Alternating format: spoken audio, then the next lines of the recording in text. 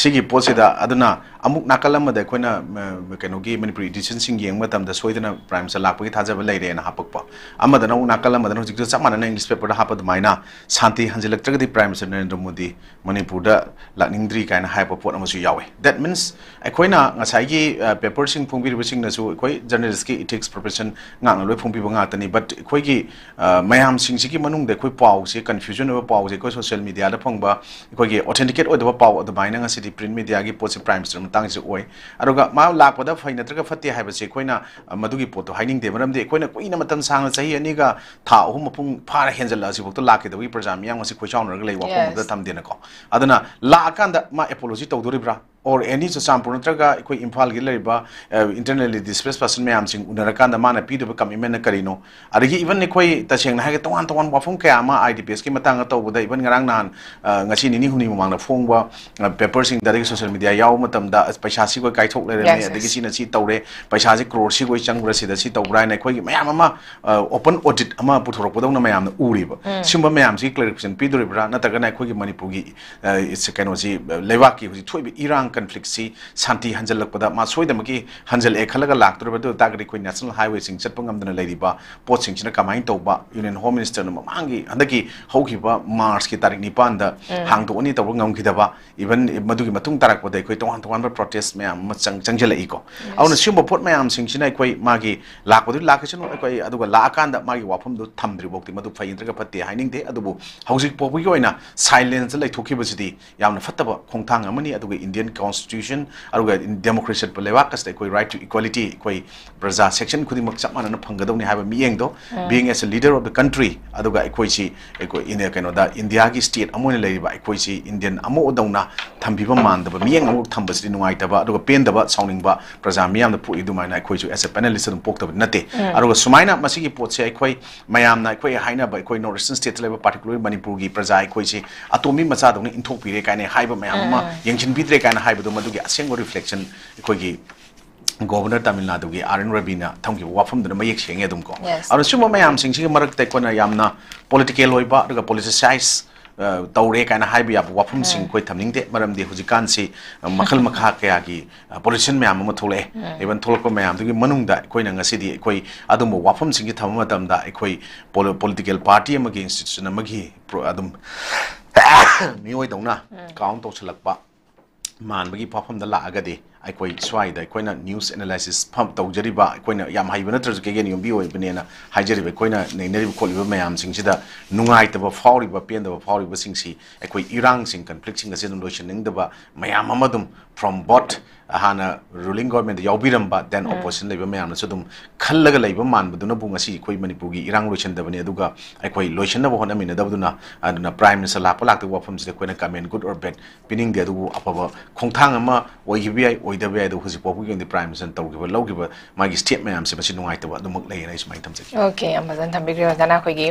hoju fa bada khoi gi september se khoi lansala bani ngasi september gi date 2 ni dubu lakani law have gi confusion se mak oraga sulai masina if khoi lakpa taraga di khoi praja sing na su asukuina khoi gi ngairaga lerak pa have tare lak taraga di kari gum wafam khara di fungdom gani have gi asada ni usik praja sing na lai base dubu mase yeng batari khoi gi september gi 13 14 swa je lak par lak tabra have se khoi yeng batari wafam da thamjage ai mathang da lak charing buso za khoi gi hause manipur da su gi matang se na bachatum lai su se abrogat tau haira haina hai taraga so se pa da tau da bagi post lai adubu Thakhar gi mang da have tare khoi gi imphal da khoi gi thado group singa thado leaders singa khoi gi manipur gi leriba CSO leaders singa khoi gi mifam mam khak pangtho ka nam khoi oi ba wafam sing khoi gi pangtho ki bagi podang khak lerem du gi matung da have tare khoi gi tongan tongan ba khoi gi starting threat me ama lai khoi gi thado sing se khoi gi adumain tau taraga di moida di mangzaba lakani have gi pot amna threat laki adubu masiga mari leina have tare khoi gi Thadau gi leader have tare khoi nekam jomhau hariba khoi gi Thadau literature society gi advisor oriba chairman hai tare masi khoi gi yamna mihathina sam da hatok pikhi bagi poram kha khoi ngarang na se yamna khoi gi vaso na social media sing da khoi gi newspaper sing da su phong nare masi gi matang da khoi gi makhoi na Thadau in bi manipur na so khoi gi center lengak da have tare khoi gi north east gi BJP in charge oriba ke Mr. Leiba khoi gi North East के लेरी बा ma'am से कोई की था तो इनपी मणिपुर ना सू से एब्रोकेट तो गदा बनी हैवी की पोता डिमांड सिंग तो की बले अदु बो नकल अमर रोम दना हुजिक से कोई की सेप्टेम्बर की था स्वा हुजिक की था दा कोई की मिनिस्ट्री ऑफ होम अफेयर्स के साइट के कोई की कुकी सिंग दा कोई की चे थारा का दा कोई की सू की मतंग दा कोई की याना चे एग्रीमेंट अमा खंग मखा ताना इना बगी पोट अमा खंग सुलाई अदु इतारागदी सू एब्रोकेट तो बगी वाफम से हुजिक पागी ओने दिलाई तबगी वाफम दुनी याम क्लियर ओइना सिदा लाई बसे मखा ताना दमक सू से सदा बगी पोसे दमक लाक कनी हैबी थाजब द म्यूजिक लाई बसे कमाय थमिनी गजा तसेंग हारगति मसी याम नुवाइतब थोथो अमनी कोइगी सुमाइना को थादौ कैनोगी सोसाइटी की सुमाइना मोगी लीडर अम सुमाइना हानि कोइ Kuki United Kuki Defence Army ना हाले न तौबसे को अरो मसी मागी केआरए की चिप नसु माजे मणिपुर थोलकी मतम याम कन ट्रीटमेंट मयाम अम तौकी ना ngaraing कोइगी माइकल लमजनथांग हाउकिप ना मागी अदुगुंबा स्टेटमेंट अम खक्ता सु पीबा लेखरे अतोप तोंगान तोंगान चैनल सिंग द मान थमक पसिंगदा अदर कोइना हाइनिंग दि मोइसी कोइगी मोइ द नकना युमलोना नाइबरन लेबने हाय अदर ngसाई कोइ केआरए के चिप्स ना ला करें गथाइन तौ मान वाफम सिंग मान फोंदोक तुम याउकी सिगी ममांग दा कोइगी मिनिस्ट्री ऑफ होम अफेयर्स ना कोकोमी अमुको फोक्स याउना कोइगी मयाम अम उनबगी पोट तौखरब मतुंग दने कोइना इम्फाल दा तुलेल एयरपोर्ट ला आकान दे कोइगी सिगी होटल दा मयाम अम तौरग मेरा पाइबी खंगदे कोकोमी अमुको फोक्स अदगी लीडर्स मयाम उनरग तौगी बसे अदुबु कोइ सुमाइना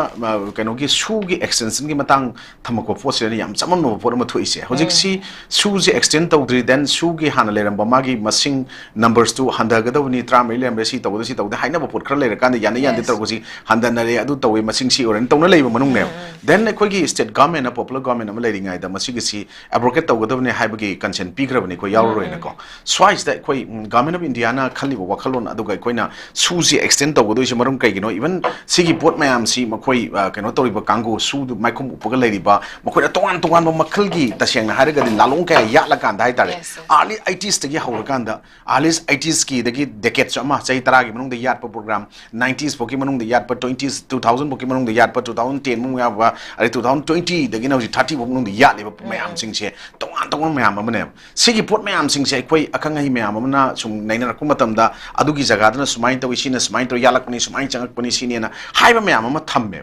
सिगी मनुंग जिदा कोइना हुजिक सु एक्सटेंशन तोरक पाहाइबसति मणिपुर की इरांग सि थोइंगाइदा अमुक हेना अचाको मैदा केनो हाइजन बदौना थोकनेना खले अदना गवर्नमेंट ऑफ इंडिया ना मसिगी पोट सु एक्सटेंशन तौबगी मरम जे आई ऑब्जर्वेशन पियो हाइ तार कैसु नते मणिपुर की लेरिबो लालहोबगी इरांग समस्या नॉर्थ ईस्टर्न स्टेट की पयाम से लोशन न होनबगी पांदम ममक 2026 थेंग 2027 बोक्ता हाइबो पोट अमा मिसान थमगी बम लेकी मदुगिदु पोटु माइ पाकन होनबदा संजलक पोट अमदि ओइगनेना खले हौजिक से कोइ प्राइम मिनिस्टर ऑफ इंडिया अमदि होम मिनिस्टर जे मिकअप थोकपा हौरे कोइ मणिपुर थोइबि इरांग जिगे मरम जी करिनो खंगबा हौरे काइना मयाम हाइनबा यावरिको स्वाइसदा मुग याम नोनिंग से कोइना सुमाइना हाइनरगी मरकता कोइ कैनो सिंगी मरकता हाइ तारे पॉलिटिशियन सिंगी मरकता कोइगी कुकी की मिचंग द फोंग लेपा मानबा संगबा मानबा पॉलिटिशियन सिंग खरसु फॉर्मर सीएम दा कोइगी बिरेंद्र दि कन्ना वाइ वता सिंग जे हाइबा ngамदबा मानबा अदुगा सीएम ना पॉपुलर गवर्नमेंट अमा लेरिंगाय मतमदा लेवाक असि तुंगी सुरोल गी दमक्ति यंगा तुंगी कैनो दा हाइब तारे खजितंग मयाम सिंग सोसाइटी अमा सेंगपदा मसि कैनो दे करि हाइ तारे अवाबा ड्रग की फ्री कैनो लमदम ओइनबा पांदम थमगा ड्रग फ्री स्टेट अम ओइनबा वारोन ड्रग का होदोखिबा